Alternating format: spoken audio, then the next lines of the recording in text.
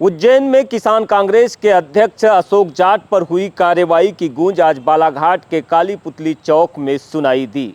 मुख्यमंत्री डॉक्टर मोहन यादव के पुतला दहन को लेकर कांग्रेसियों और पुलिस के बीच हाई वोल्टेज ड्रामा देखने को मिला। पानी की बौछारें छोड़ी, फायर एक्सटिंग्विशर चलाए, लेकिन कांग्रेसियों ने हार नहीं मानी। पुतला दहन किया और किसानों की आवाज़ बुलंद की।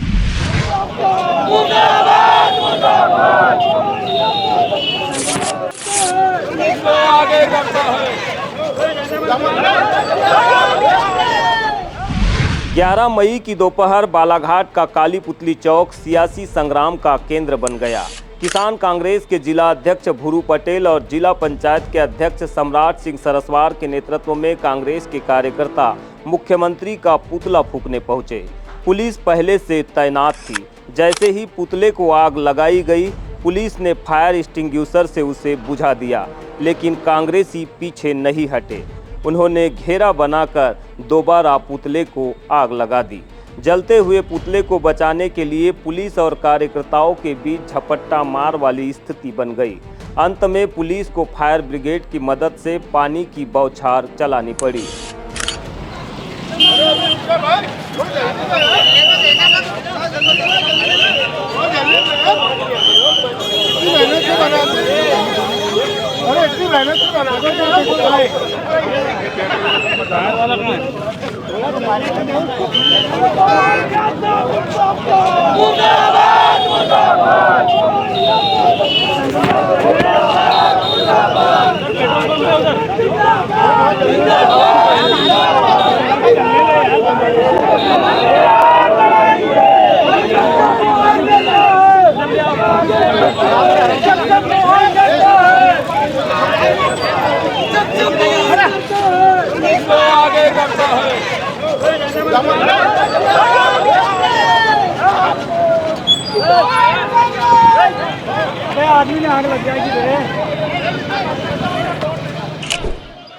प्रदर्शन के दौरान किसान कांग्रेस के नेताओं ने सरकार पर तीखा हमला बोला।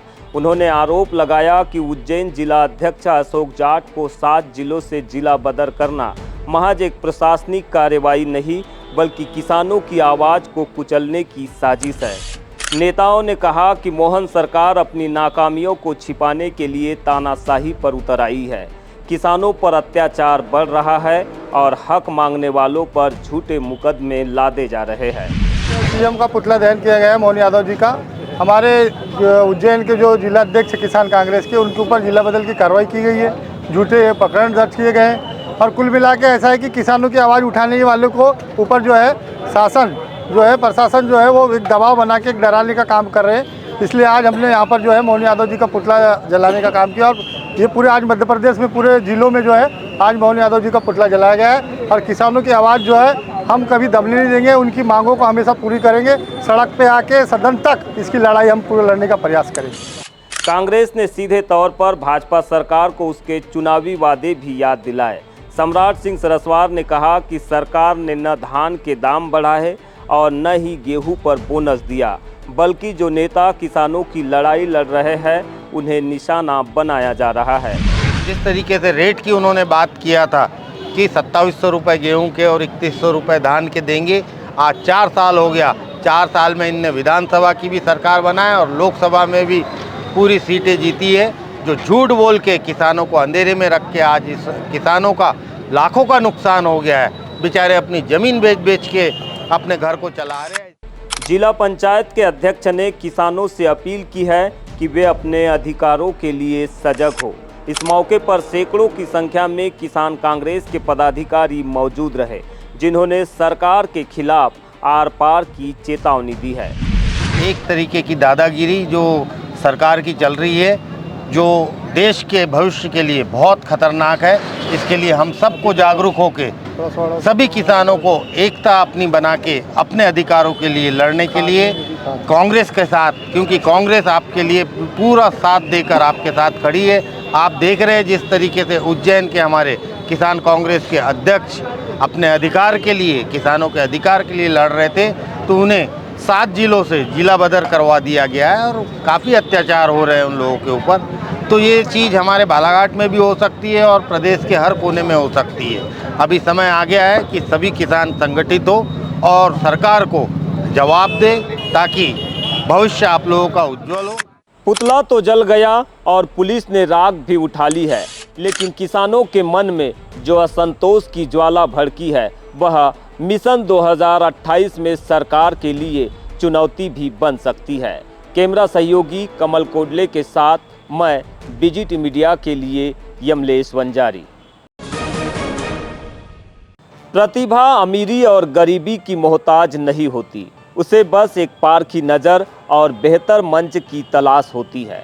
बालाघाट में सद्भावना फाउंडेशन के अध्यक्ष अजय यादव ने एक ऐसी ही मुहिम की शुरुआत की है, जहां पर आर्थिक तंगी बच्चों के थिरकन की रुकावट नहीं बनेगी।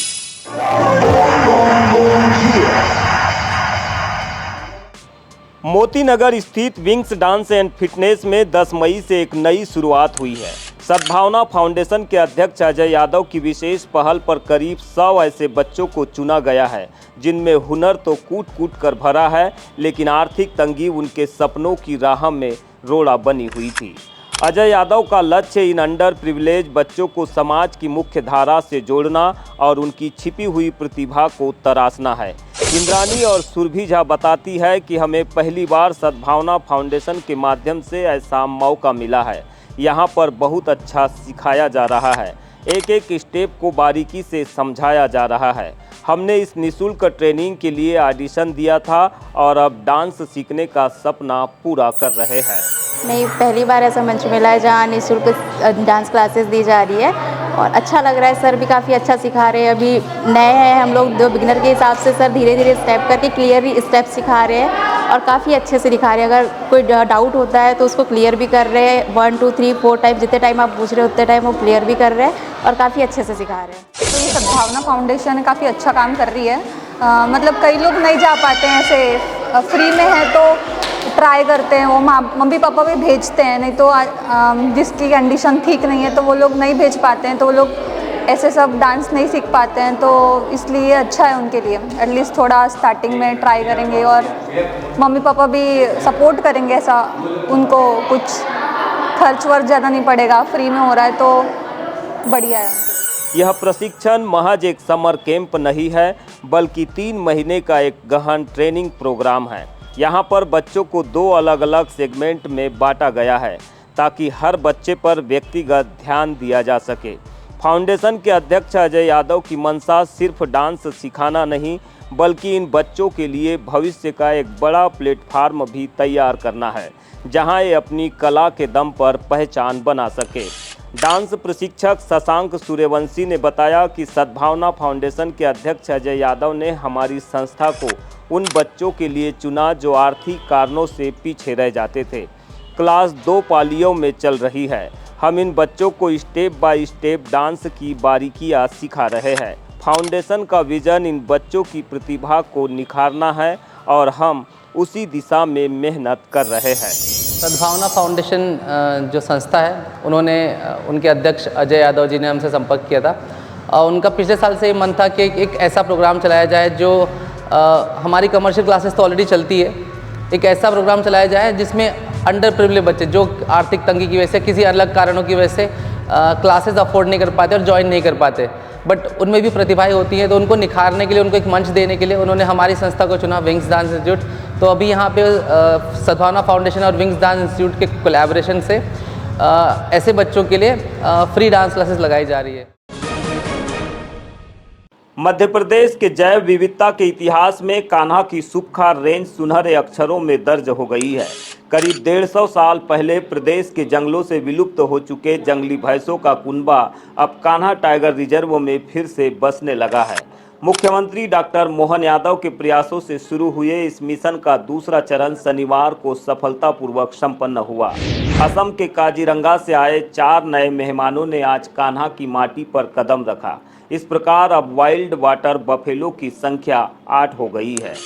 पुनर्स्थापना कार्यक्रम के दूसरे चरण में 9 मई को 4 और जंगली भैंसों को विशेष बाड़े में मुक्त किया गया है। प्रधान मुख्य वन संरक्षक समिता राजौरा और अपर प्रधान मुख्य वन संरक्षक यल कृष्णमूर्ति ने खुद बाड़े का दरवाजा खोलकर इन वन्य जीवों को उनके नए आशियाने में प्रवेश कराया। इस मौके पर क्षेत्र संचालक रविंद्र मणि त्रिपाठी सहित कान्हा का पूरा अमला मौजूद रहा। असम के काजीरंगा टाइगर रिजर्व से कान्हा तक का यह सफर भी आसान नहीं था। विशेष वन्यजीव परिवहन वाहनों से लगभग 2100 किलोमीटर की दूरी सड़क मार्ग से तय की गई। 2 वन्यजीव चिकित्सकों की टीम ने पल पल इन भैंसों के स्वास्थ्य की निगरानी की। लगभग 72 घंटे की सतत यात्रा के बाद वन विभाग के अधिकारियों के नेतृत्व में यह दल पूरी तरह सुरक्षित कान्हा टाइगर रिजर्व पहुंचा। पहले चरण में 28 अप्रैल को 4 भैंसे आए थे और अब कुल संख्या 8 हो गई है, जिनमें 2 नर और 6 मादा भैंसे शामिल है। यह पूरी योजना मुख्यमंत्री डॉक्टर मोहन यादव की विशेष पहल पर आधारित है। कभी कान्हा का अभिन्न हिस्सा रहे ये जंगली भैंसे करीब 150 साल पहले विलुप्त हो गए थे। अब वन विभाग ने अगले 3 वर्षों में कुल 50 जंगली भैंसों को यहाँ फिर से बसाने का लक्ष्य रखा है। सुखार का यह क्षेत्र जहाँ पूर्व में भी इनके होने के प्रमाण मिले हैं, अब एक बार फिर इनकी पदचापों से गूंज रहा है। यह पहल न केवल जैव विविधता के लिए बल्कि कान्हा के पर्यटन के लिए भी एक मील का पत्थर साबित होगी।